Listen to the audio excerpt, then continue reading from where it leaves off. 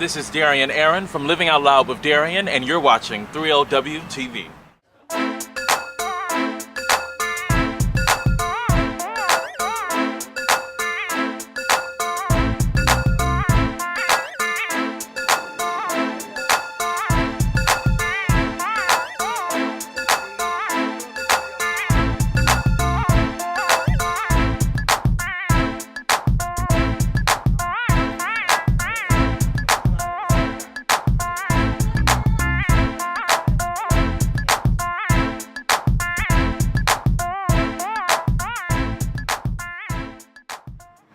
Welcome to 3LW TV. Lionel Williams here, hanging out in my home city of Atlanta, Georgia. My special guest on the show today is not only a dear friend of mine, but who was originally the inspiration for me to even start blogging and these video blogs and all this other work y'all done put me up to. Work that I love. But many of you may follow his blog, Living Out Loud with Darian, and he just does exactly that. Lives out loud, unashamed, black, gay, proud, in your face, fighting for rights, just the constant activist. Welcome to 3LW TV, Darian. Thank you, Lionel. I'm so happy to finally be on 3LW TV. This is so weird for me because it's like you were like my inspiration for kind of doing this. Do you see yourself as an activist? Definitely an activist. I was heavily inspired by Keith Boykin and his work, as many of you know. And I'm definitely an activist, not a socialite. The work is first and foremost dear to me, making sure that the gay community demands equality and we actually achieve it. Why is the marriage equality issue important to black gays and lesbians? I can only speak for myself personally. Growing up, coming from a household where I had two parents in the home and seeing how stable that environment was for me and how productive it was to see two parents who loved each other unconditionally and who took on the task of raising a family. It was something that I always aspired to have, and I don't think it's anyone's right to tell you that you don't deserve that basic human civil right in terms of marriage based on your sexual orientation. Well, look at those black gays and lesbians who've actually gone out and gotten married. It is important to a segment of our community, and I just think it does us a huge disservice to put out a blanket statement saying that it's not important to us just because the media doesn't choose to show black gays and lesbians who are married. How would a child benefit from having two same-sex parents? It really comes down to having two parents, no matter what their sex is, who is willing to nurture a child and love a child. And basically that's what it comes down to. Parents that are willing to sacrifice their own desires and wishes to provide for their children. And I don't think it has anything to do with sexual orientation. Do you have children or do you want children? I don't have kids, but I definitely want kids. And it's something my partner and I have been talking about a lot recently, but I'm not going to have kids until I get married. So tell us about your latest award nomination. Which ones? There's been a couple. I didn't mean it to sound that way. No. Do tell. I was recently nominated for Best Gay Blog in Southern Voices Best of Gay Atlanta series. And I actually came in second behind Project Q Atlanta, which is also another local-based Atlanta blog that I contribute to. So I kind of felt like I won in both places. I am so thankful because my readers have just been so loyal and so supportive. And this blog has just turned into something that I never ever imagined, and all the accolades that have come from it, it's just been a blessing. I've had entire blogs created about me. Daily I get anti-gay or racist comments left on my site, which is one of the reasons why I decided to approve comments before they appear on my site, because my blog is a forum for intelligent discussion, and if you don't have anything intelligent to bring to the table, then I'd rather you not participate.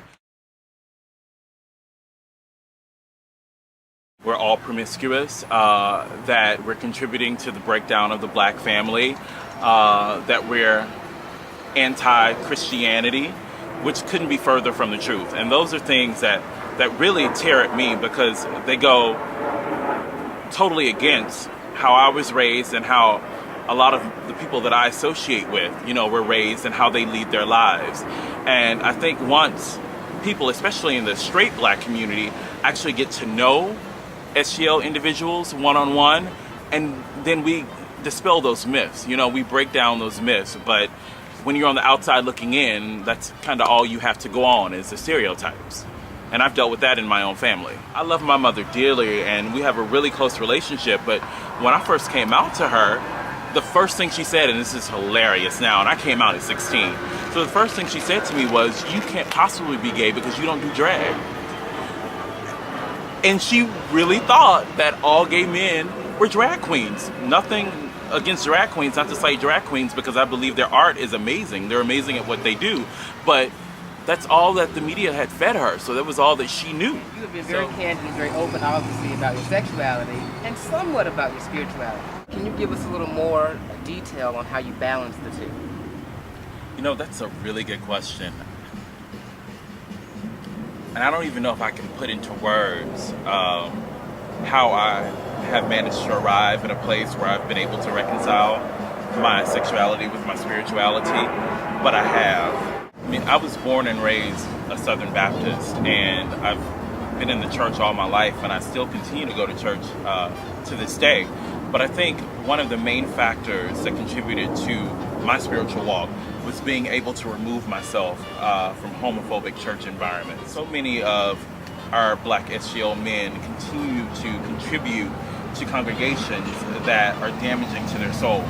So I removed myself from that, and I think that's when I really began my journey to find Christ for myself and to grow spiritually. So if I had to give anyone any advice, if you're going to a homophobic church, just know that there's other churches out there that can really minister to you and help you grow spiritually. You don't have to stay in that environment. On the flip side of that, I mean, should I be going to an all-gay church? I mean, to me personally, that's just as offensive. You know, I wouldn't even say that. I just say go where you're spiritually fed. Religion doesn't have to be persecution. It shouldn't be. Oh, well. Did y'all hear that? Yeah. Religion does not have to be persecution. I think that is so key. Yeah. It is so key. I didn't mean to cut you off, That's but okay. that's a major point there. Religion does not have to be persecution. Exactly. So yeah, I mean, personally, when I go to church, it's not about affirming my sexuality. Right. It's not about denying my sexuality. It's not about my sexuality. It's about my whole person, Right. my whole spiritual diet, and it has nothing to do with, not everything to do with my sexuality. I think that's just so stupid. I mean, I think for so many years we've been so oppressed by religion and people's interpretation of scripture and all that crap. I totally agree. And I don't feel like I should have to go to a church where I have to leave a part of who I am behind. You should be able to show up as your entire being.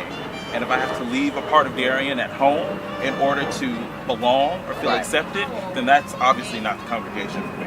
Okay, stop strangling me with Jesus and start living like him. Hey. Okay, start manifesting and living those principles that he taught. You know, instead of judging me. Amen. If God made the whole world and my little black ass in it, and he did all of that without your judgment, surely he can take care of judging me without your assistance. Praise break.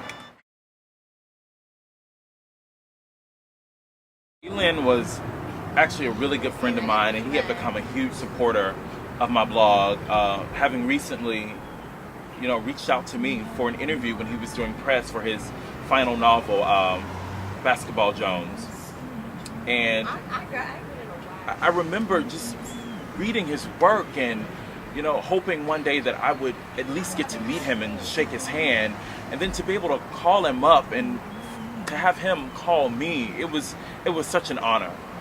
Never in a million years would I have imagined that I would be able to develop a professional relationship with somebody that I admired so deeply.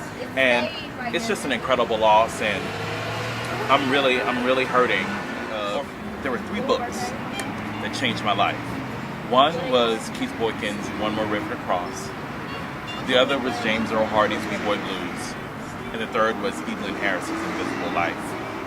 And I remember sneaking and reading Invisible Life when my parents were asleep and I knew no one was around to catch me reading this clearly gay novel. And I just remember for the first time seeing characters whose life mirrored mine and how powerful that was for me. And the world has lost an Amazing.